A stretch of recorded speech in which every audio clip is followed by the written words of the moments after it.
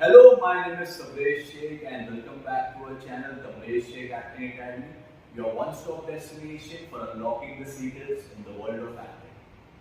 आज की वीडियो में हम बात करेंगे big group improvisation, character improvisation and emotional improvisation. पहले कि हम इस वीडियो के बारे में बात करें, आप अगर ऑफलाइन एक्टिंग कोर्स करना चाहते हैं Tabraiz Sheikh acting academy TSAA में, सो अभी एडमिशन चल रही है न्यू एक्टिंग बैच के लिए। आप कांटेक्ट कर सकते हैं हमें, हमारे सोशल मीडिया लिंक्स आपको डिस्क्रिप्शन में मिल जाएंगे। आपको 10% डिस्काउंट मिलेगा फीस में अगर आप यूज करते हैं कोड TAPRAISE@30। ये जो कोड है अगर आप यूज करते हैं तो आपको 10% डिस्काउंट भी मिलेगा फीस में। ऑफर की वैलिडिटी है 31 मार्च तक। सो अगर आप बुक करना चाहते हैं सीट ऑफलाइन कोर्स के लिए तो जल्द से जल्द जाके बुक कीजिए सीट। तो अब आप वापस टॉपिक पे आते हैं हमारे आज के वीडियो में हम बात करेंगे big group improvisation, character improvisation and emotional improvisation. Big group improvisation, big group improvisation में मान लीजिए कि 10 जन का ग्रुप है, एक आपको टॉपिक दिया गया है और आपको इम्प्रोवाइज करना है।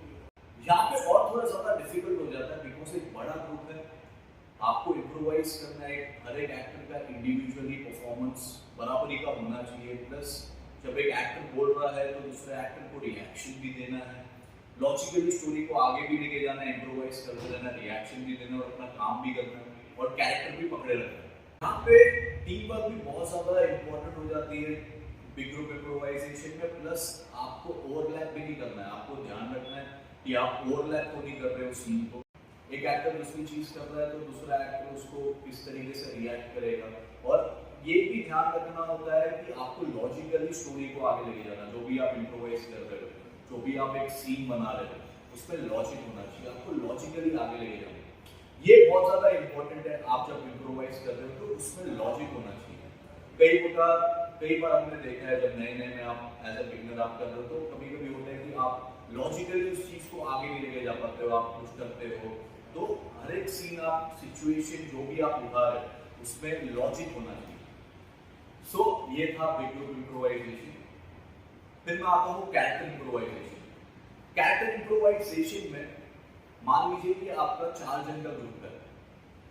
सो टीचर जो होता है वो हर एक स्टूडेंट को एक एक कैरेक्टर देगा। मान लीजिए कि मैंने एक स्टूडेंट को दिया है, आप एक डॉक्टर का कैरेक्टर प्ले कर रहे हो, उसमें आपको कुछ कैरेक्टरिस्टिक्स देने हैं उस कैरेक्टर की। जैसे फॉर एग्जांपल आप डॉक्टर हो, आप यूपी से बिलोंग करते हो, ठीक है, आप यूपी के रहने वाले हो, तो आपका यूपी में है, आप काफी सक्सेसफुल हो अपने करियर में एंड आप काफी इंट्रोवर्ट हो, ठीक है, थोड़े से शॉर्ट टेम्पर्ड हो। तो ये सारी चीजें, ये कुछ कैरेक्टरिस्टिक हो गए। ऐसे ही बाकी के जो कैरेक्टर्स है उसमें एक को लॉयर का कैरेक्टर मिल गया, उसके कुछ कैरेक्टरिस्टिक्स उसको है। एक को बिजनेसमैन का कैरेक्टर मिल गया, उसके कुछ कैरेक्टरिस्टिक्स होंगे वो कैरेक्टर के कि वो यहाँ से बिलोंग करता है, वो इस टाइप का उसका नेचर है, शॉर्ट टेम्पर्ड है या बहुत ज़्यादा एक्सट्रोवर्ट है। सो ये सारे आपको कैरेक्टर्स दे दिए, उसके अकॉर्डिंगली उनको इम्प्रोवाइज करना है, एक सीन बनाना है और परफॉर्म करना है। लेकिन यहाँ पे जो चीज़ें एक आपको 3-4 कैरेक्टरिस्टिक दे दिए, अब वो उसके ऊपर डिपेंड करता है कि उसको इससे और आगे लेके जाना है, और भी बहुत सारी चीज़ें वो इंक्लूड कर सकता है उस कैरेक्टर में। लेकिन जब आप परफॉर्म करते हो एज अ कैरेक्टर इम्प्रोवाइजेशन, तो वो जो कैरेक्टर के जो कैरेक्टरिस्टिक्स है जो बताए गए वो दिक्कत आना चाहिए, वो उसको वो प्ले करना है उसी हिसाब से, सीन के अकॉर्डिंगली इम्प्रोवाइज करना। तो ये होता है कैरेक्टर इम्प्रोवाइजेशन। अब मैं आता हूँ इमोशनल इम्प्रोवाइजेशन।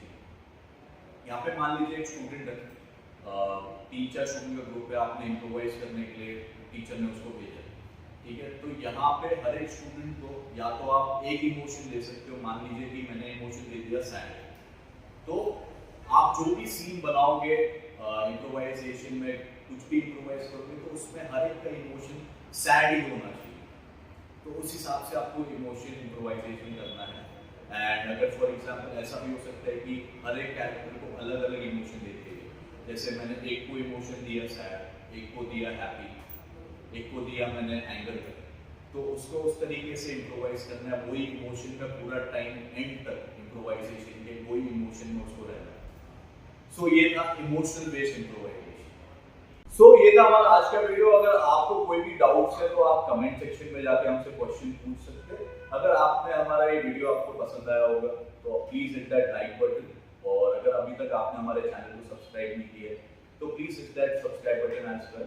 आगे आने वाले वीडियोस में हम और भी इम्प्रोवाइजेशन के बारे में बात करेंगे। सी यू